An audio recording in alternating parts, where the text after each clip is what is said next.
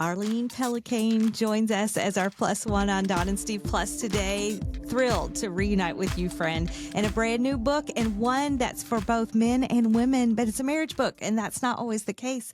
Arlene, I think that oftentimes these marriage books, like all of us girls, feel like we got to pick them up and we got to figure out how we're going to make a happy home because we feel all of that pressure. But you say that the guys are loving this one too. What's been the feedback on that?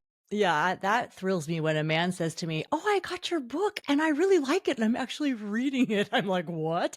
And then they'll be like, "I bought it for my sons." I'm like, "What again?" So I think it is, we can see ourselves in it, right? My Yeah. husband, we have been married for 26 years. He is like, I'm the rules keeper. He is the free spirit, so there's all this stuff that he's been like, let's just please do this, that men can relate to. One of our stories is when we were first married as newlyweds. We were in the Dallas Arboretum. We lived in Dallas. We're this beautiful place, about an hour in. And through the fence, he sees our car. And he's like, "Oh, look, there's our car. We could jump over this fence, go to our car, and that'll save us like a half an hour of walking through this park." So I'm like, why would I ever jump a fence? Like, why is that even an option?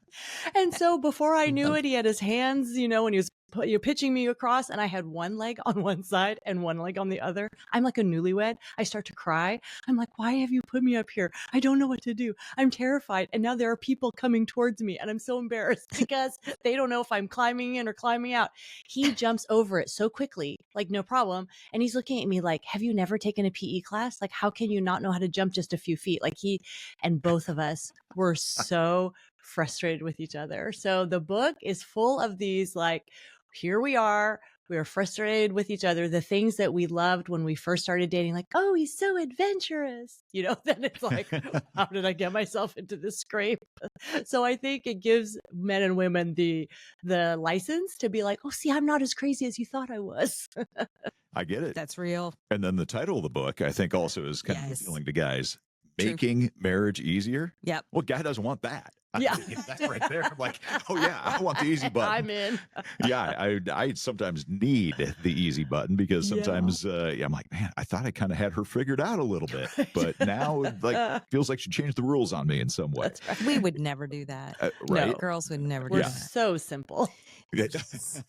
But one of the things that can happen in a lot of marriages, if they're not super intentional about it, because it is hard work to do this, is to not just drift into kind of roommate status where life becomes all about keeping up the schedule and I got to get the kids to soccer practice and there's a business meeting over here. And you're really maybe good at information exchange, but you're not good at connecting. Yes. How would you encourage couples to really work on connecting in a way that doesn't allow them just to live as roommates? Yeah, I get that, because you get in that place where you just are like, okay, we're coexisting next to each other. Maybe we're having fun with the kids because we're doing something fun, but we're not having fun together.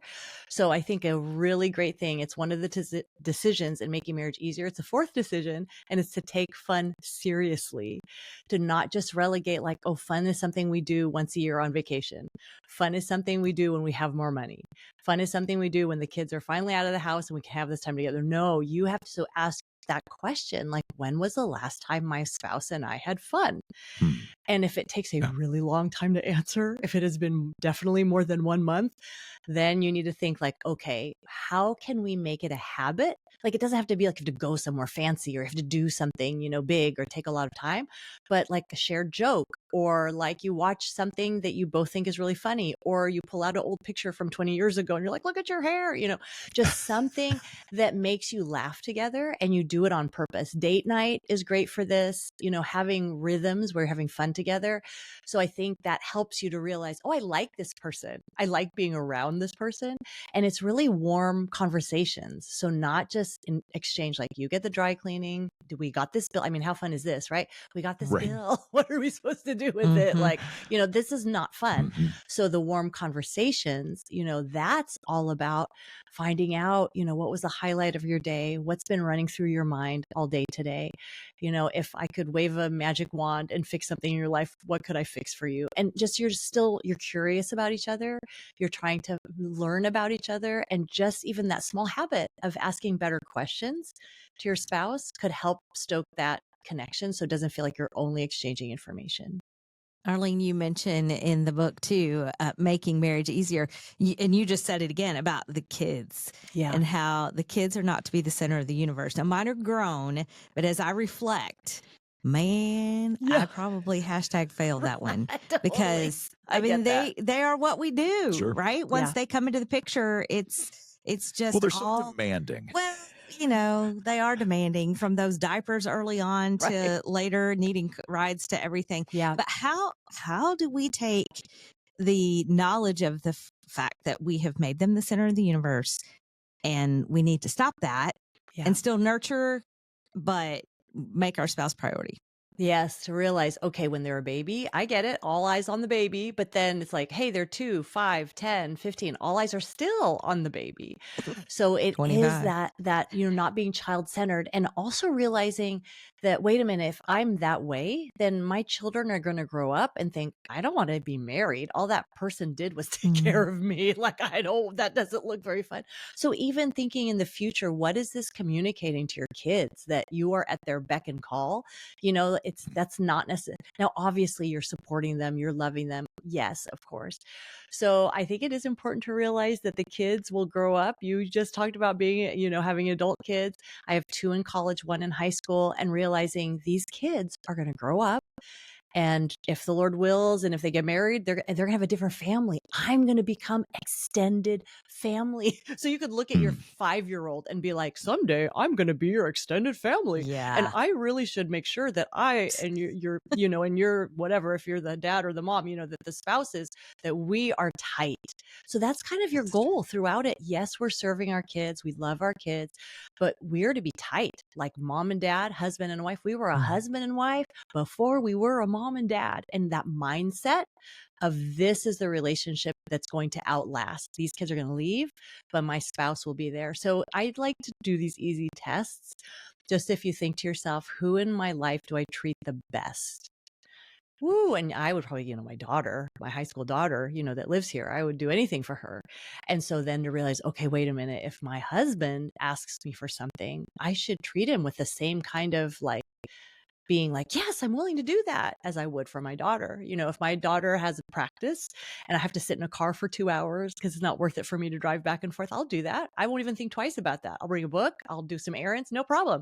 But if my husband was like, hey, babe, could you drop me off and then stay there for 2 hours? I'd be like, have you not heard of Uber? Yeah. So it's just like the mindset of, So real. you know what? I love my spouse and I'm going to give them the same courtesy and care. But believe me, you have to have this mindset and they have to work on it. It's more natural especially for moms. I think we just do stuff for our kids. It's just in us. But to realize this same kind of care and attention needs to go to our spouse, because that's who's sticking around.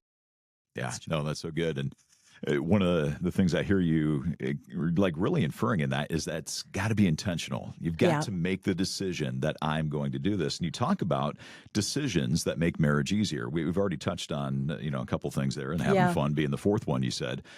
But when you think about making marriage easier, you say one of those things is to play by the rules. What do you mean by that? Because I would imagine for a lot of couples, our rules don't necessarily look the same.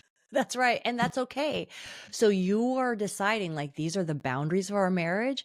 If you are a Christian, if you're a believer, one of those is this is for life. We have made a vow for life. And so this rule isn't oh, I feel like this. You don't complete me anymore. You're disappointing me. It's it doesn't matter. We are not going by feelings. We are playing by the rules. And that means that, if the rule is we stay together, then that means, okay, we're going to act in such a way that you'd actually want to stay together with me, right? That's our personal responsibility, that I'm going to make a vow to take care of you, to be there for you, etc. So playing by the rules. One of our rules is the power hour. It is having a meal together every day. This isn't this thing where it's oh, it's legalistic. You have eaten and it is not dinner time. It's not like that. Or you're out of town. How in the world are you going to have a meal? No, this is just the rhythm of the day. Is if everybody's home, everybody gather, whoever's home, whether you're an empty nester or not, that you're gathering around the table and you're having dinner together. And if you can't have dinner because of work schedules, then you're having coffee in the morning together. But something is happening every day where you are sitting together over food and being together. And just that simple rule and rhythm of life will help connect you so that you're not disconnected. It sounds so dorky, yeah, duh, have dinner. But so many couples do not do that, right? They just grab their dinner, go watch TV, go work, go do whatever, be productive, have your dinner, but you're not connecting. No kidding. It's a lost art anymore of gathering around the table. But Arlene, I think when one spouse hears that, the one that they would gravitate toward that, the spouse goes, yes. And the spouse that hears that goes, no, I don't want to do that. I don't want to be facilitating something. Then there's still that disconnect. So for the person that hears it and says, that's too much work for me to hear you, I need you to hear me. What would you say to the person that is having a difficult time being the receiver? Yeah. And it sounds like that you feel like you are not heard or seen in the marriage, that you feel like, how come I'm supposed to do more? I'm already doing so many things, or I don't need one more thing to do. So it may be the kind of thing where you talk to your spouse and you say, hey, sometimes your spouse does not know what you need. Like, even though you've been married for so long, they do not know where to begin. They don't know what they're supposed to do. And maybe you yourself are in a funk and you do not know why you're in it. So part of it is asking questions. When did I start feeling this way? Is there what would make this a 10? Like if my marriage right now is a 3 or my marriage right now is a 6, like what would make this a 10? And really think to yourself, oh, I want my spouse to listen to me. Oh, I want my spouse to be grateful. Like every time I do something for them, they do nothing. Oh, I want my spouse to notice my achievements. They seem like they're the only one that doesn't approve of me.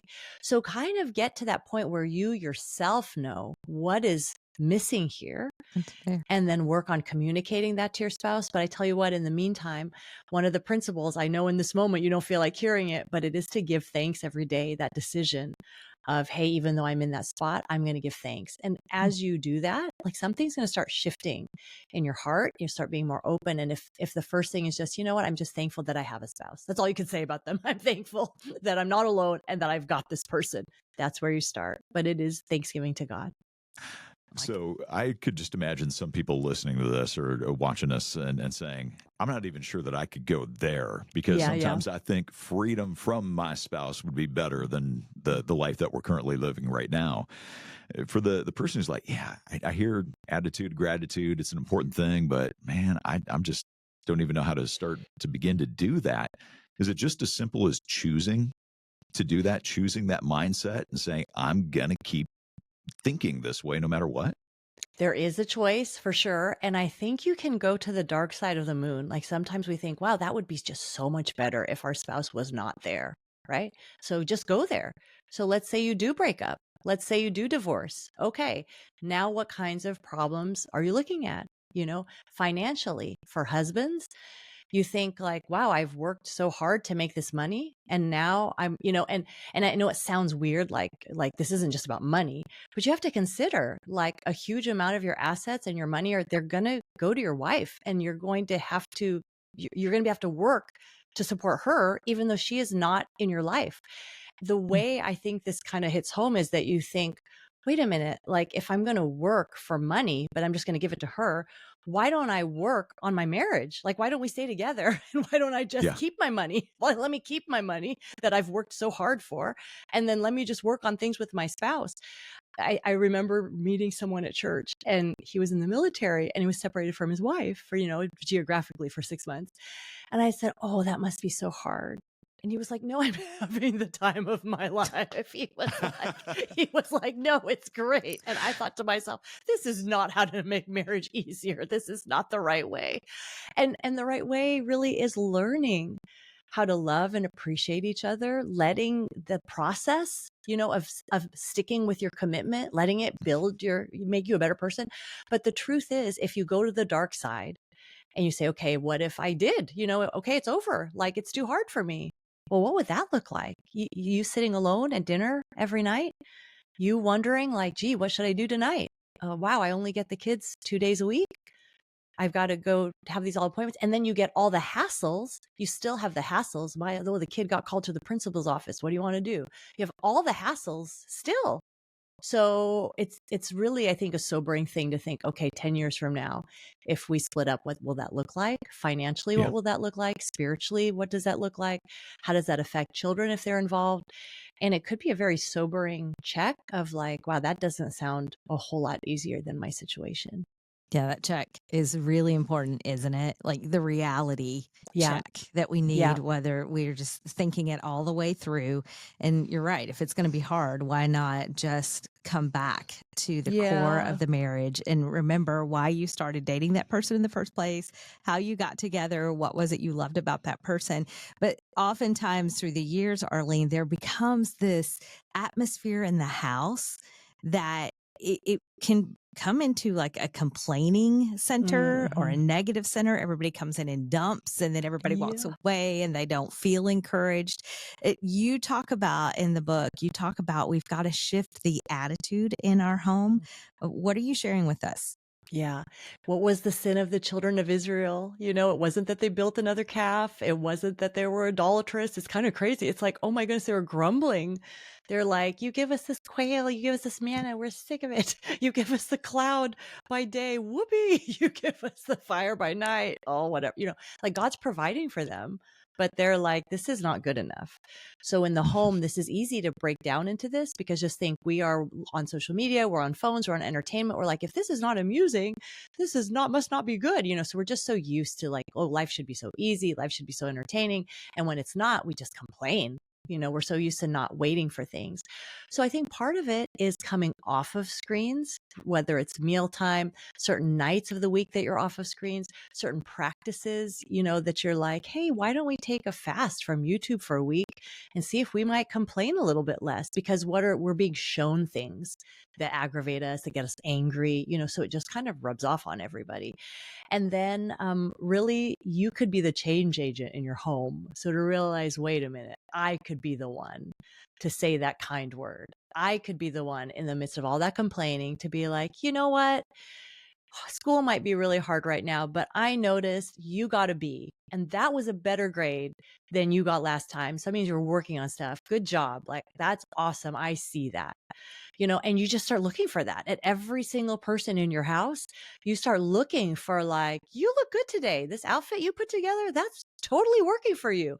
And you just start shifting that. And not only will it help the atmosphere in your home, it will help you, right? Hmm. So I really think, you know, it does take, we are more negative by nature. So you do have to work on putting those positive things in. But if you will change your words, if you'll change the things you're saying, the things you're noticing, expressing, that's going to work really well. So give that a try. Just be like, I'm going to give everyone a sincere compliment tomorrow and see if what happens. I like that. Some I like that. families are going to go, what? Who's Where talking did to me that now? come from? I Yeah, know. Where did yeah. this come from? I love it. It's okay. Yeah. Let it be a rude awakening. Yeah, right? I mean, and what a great rude awakening for that to Yeah. be. One of the other things is you think about shifting the things that you focus on and say and complimenting and choosing that. I'm curious your thought on like the expectations that we put on each other. Yeah. And, you know, I know a lot of times we say, I don't know that I want to, in a sense, change those expectations for my Right. spouse, because if I do, Yeah. then they're already not meeting the bar. They're already Right. not performing the way that I expect them to perform. If I lower those expectations, man, it's going to be a train wreck. It's going to get Yes. even worse. Right. And so, but I know you address this here. Yeah. You know, do we? It is counterintuitive, right? Because you think Yeah. like, if I'm already not getting much, if I let you off the hook, I'm going to get even less. But part Yeah. of it is, this is decision number 3, serve your spouse, instead of saying like, what can you do for me? Like every day you wake up, like, what have you done for me lately? You know, instead you're waking up thinking, hey, what can I do for you today? And this truly is what makes marriage easier, because we think in our math, if I give, that's a negative. Now I have a negative because you took something from me. But the truth is, when you give and you serve your spouse, you get the surplus, you get the blessing, because regardless of how your spouse is acting, you are acting like in a beautiful manner before God. Like, you know, you think of the scriptures, obviously it's husbands love, they're very famous from Ephesians. Husbands love, wives submit. And before all that, it is submit to one another in Christ. It's like, be kind to one another, yield to one another, observe and listen and uplift one another. So if you come into your marriage and you say, you know what? And again, we're not talking about an abusive marriage. We're talking just a normal marriage. If you come in and you're like, you know what? I'm going to look for a way to serve you today. And I'm just going to ask you, what can I do today to make your life easier? You know, your spouse will probably say like, I could just use a hug, or like, oh, that's so nice of you. I'm good, dear. You know, but just you're extending that. And I think now you're in control of that, so to speak. We women, we love control. So we're just waiting for control. You're in control of that. You can make those decisions instead of waiting. Well, if only he would notice me, if only she would notice, right? Then we're just always waiting.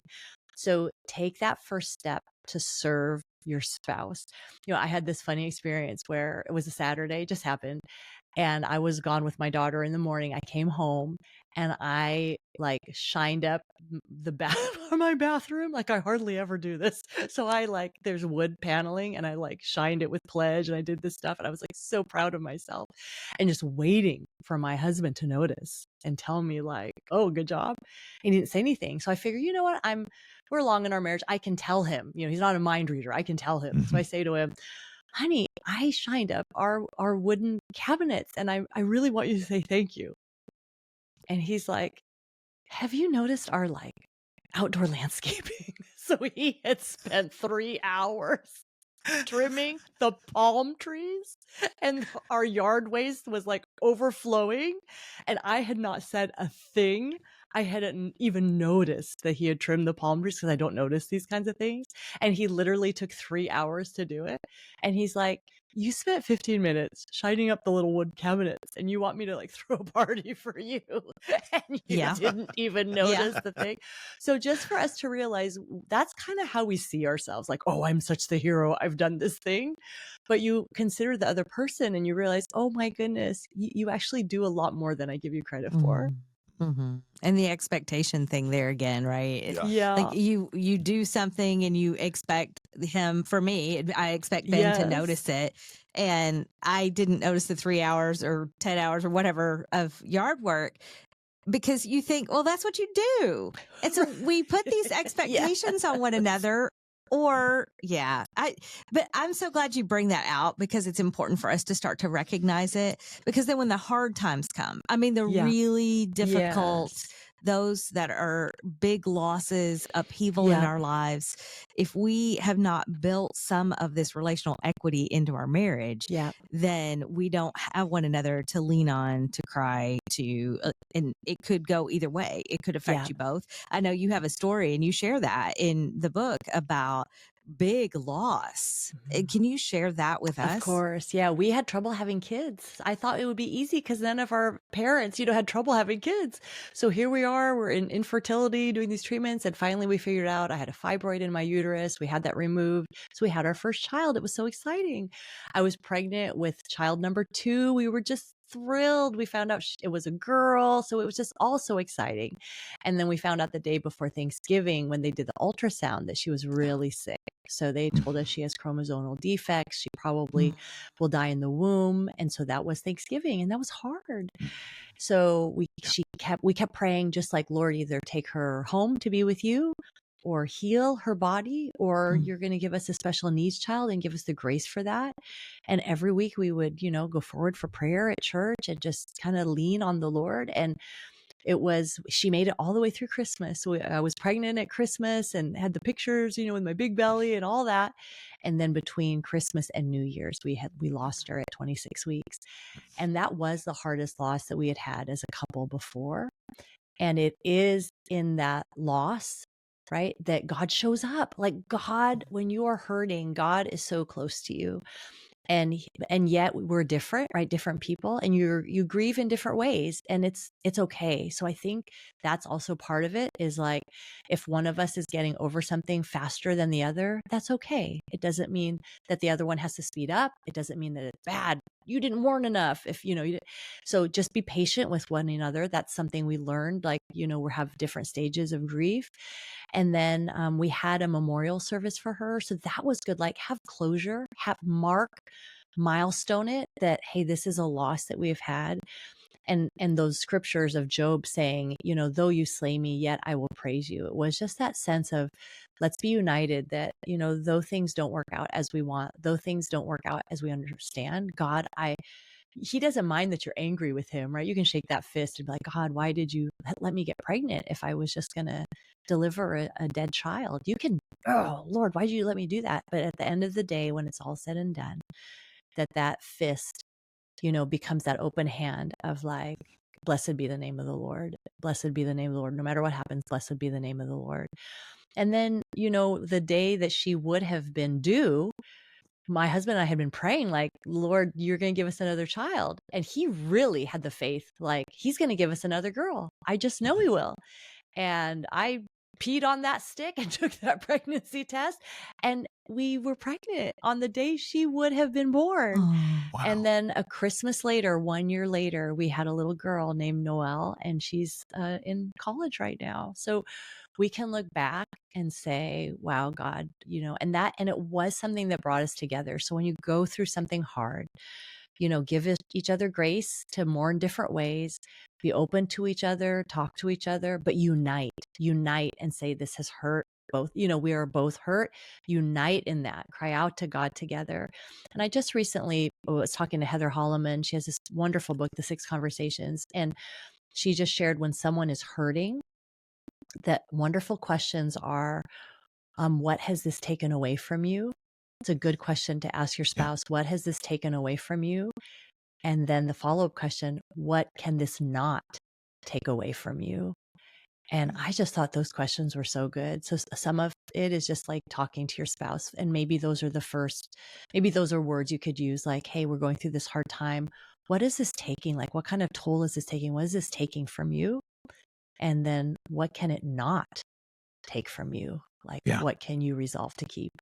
That is so good. One of the things that you address in the book is to not leave things unsaid or unspoken, yes. And as you talk through these hard issues and ask those insightful questions, it's going to bring probably fantastic conversations that we're not necessarily having already. But, sometimes as we're going to have a conversation with our spouse, we can be like, should I say it? Should I not say it? Does this need to be said? Is this going to be more harmful than positive? Right. Do we have time for this? Yeah, right. And so when you say don't leave things unspoken, do you mean it? Yeah. and that is part of that. And that really has been something that's made our marriage easier. So if you can both get to the place where safety is totally there, like you can say things and I'm not going to attack you, like I will actually defend you. Like if you say something, instead of me saying, why would you say that? I've already be like, you know what? I could see why you would say that. Right. So you have this atmosphere where someone can say something hard and you feel fine. They're going to be able to handle it. Now, how do you get that way? You get that way by not blowing up, by not yelling, by not doing the silent treatment, by not freaking out about things. And that takes practice, So that's something that we're working on. When James and I were dating, not even engaged, but very much in love, had already said, I love you and all this business. He's like, there's something I want to tell you, but I'm not sure how to say it. And I thought, oh, dear Lord, I hope this is not the engagement, right? I hope that's not it. But he said, you have this hair on your upper lip. Have you ever thought of electrolysis? He literally, Steve, Dawn, he says this to me. And we're in graduate school. I'm so embarrassed. I'm like, I really haven't. Oh, look at the time. I have to go. And I went and I looked in the bathroom, and these little hairs on my lip that I thought were just normal. Like I've had them all my life, not really a girly girl, really hadn't thought about them. And then I'm like, oh my word, I have a huge mustache. What am I doing? So I literally, it was the phone book then. And I went through the phone book, the yellow pages, laser. And I got them zapped away. And for my husband to be, what that showed him was like, oh my word, like I really can tell her anything because he was thinking, if I cannot be honest about this hair on her lip, like, how are we going to decide like where to live or how many children to have or public school or Christian school? Like, how can we talk about these things if I'm not allowed to talk about her lip? Now, appearance, all those things are very taboo subjects for women. And so when he saw I could say that, and for me, it was like, oh yeah, I really do have hair on my lip. Like, yeah, that's actually true. So so that became our joke of like, you really can tell me anything. If you can tell me about the hair on my lip, you can tell me anything. And that really has been kind of a way that our marriage has been all these 26 years, but I can tell him stuff too, so it goes both ways. And it's really good. So if you feel like, oh my word, I could never say anything like that to my spouse, then maybe part of it is you encouraging your spouse, hey, it's a safe place. If you want to tell me something hard, I can take it. You can tell me. And maybe in just you being that recipient and doing that for a little bit, it'll give you then that open door to reciprocate and you tell your spouse that thing, the lip hair that you've been wanting to talk about. That's big. That's big. Yeah, it is. It is so big. Well, Arlene, we so appreciate you taking some time and joining us today. Arlene is an author. She's a speaker. She's a podcast host. She's written the book, Making Marriage Easier, How to Love and Like Your Spouse for Life. And we want to connect you with her, arlenepelicane.com. We'll link you to that as well in the show notes. So hope that you will check that out. But Arlene, thank you for joining us and being our plus one today.